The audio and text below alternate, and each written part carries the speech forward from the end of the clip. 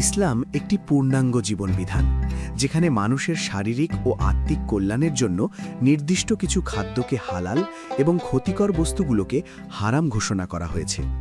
আলোচ্য ভিডিওটিতে পবিত্র কুরআন ও আধুনিক বিজ্ঞানের আলোকে শূকরের মাংস নিষিদ্ধ হওয়ার কারণগুলো অত্যন্ত চমৎকারভাবে ব্যাখ্যা করা হয়েছে। মহান আল্লাহ তাআলা পবিত্র কুরআনের সূরা আল বাকারা আয়াত ১৭৩, সূরা আল মাইদা আয়াত ৩ এবং সূরা আল আনামে আয়াত ১৪৫-এ স্পষ্টভাবে শূকরের মাংস ভক্ষণ করাকে রিজুসুন বা অপবিত্র এবং হারাম ঘোষণা করেছেন। একজন মুমিনের জন্য আল্লাহর প্রতিটি নির্দেশ পালন করা ঈমানের অপরিহার্য অংশ, কারণ আল্লাহ যা কিছু নিষেধ করেছেন তার পেছনে অবশ্যই কোনো না কোনো গূঢ় রহস্য ও মানুষের অকল্যাণ নিহিত রয়েছে। ভিডিওটিতে বৈজ্ঞানিক দৃষ্টিভঙ্গি থেকে দেখানো হয়েছে যে শূকর একটি অত্যন্ত নোংরা স্বভাবের প্রাণী যা নিজের মলমূত্র পর্যন্ত ভক্ষণ করে। এর ফলে এর শরীরে প্রচুর পরিমাণে ক্ষতিকর ব্যাকটেরিয়া ও পরজীবী বাসা বাঁধে।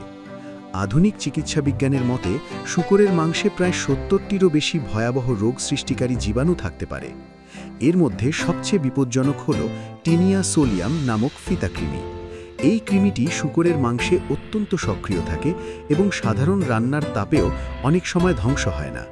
মানুষের শরীরে এই কৃমি প্রবেশ করলে তার রক্তপ্রবাহের মাধ্যমে মস্তিষ্কে পৌঁছে যেতে পারে, যা মৃগীরোগ, পক্ষাঘাত বা স্থায়ী অন্ধত্বের কারণ হয়। এছাড়া শূকরের শরীরে ঘর্মগ্রন্থি না থাকায় এর বিপাকীয় বর্জ্য বা বিষাক্ত পদার্থগুলো ঘামের মাধ্যমে বের হতে পারে না, বরং তা মাংসের চর্বি স্তরে জমা থাকে। এই বিষাক্ত চর্বি মানুষের রক্তে কোলেস্টেরল বাড়িয়ে দেয়, যা হৃদরোগ, উচ্চ রক্তচাপ এবং বিভিন্ন ধরনের ক্যান্সারের ঝুঁকি বহুগুণ বাড়িয়ে দেয়। পরিশেষে ভিডিওটিতে এই বার্তাই দেওয়া হয়েছে যে মহান আল্লাহ তাআলা মানুষের স্রষ্টা হিসেবে ভালোভাবেই জানেন কোন খাদ্যটি মানবদেহের জন্য উপযোগী আর কোনটি ক্ষতিকর।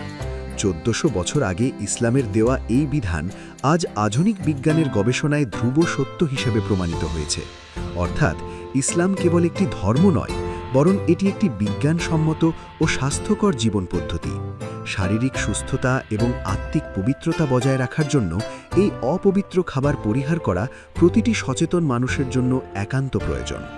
ভিডিওটি আমাদের স্মরণ করিয়ে দেয় যে আল্লাহর প্রতিটি হুকুমের পেছনে অসীম প্রজ্ঞা এবং সৃষ্টির মঙ্গল নিহিত থাকে।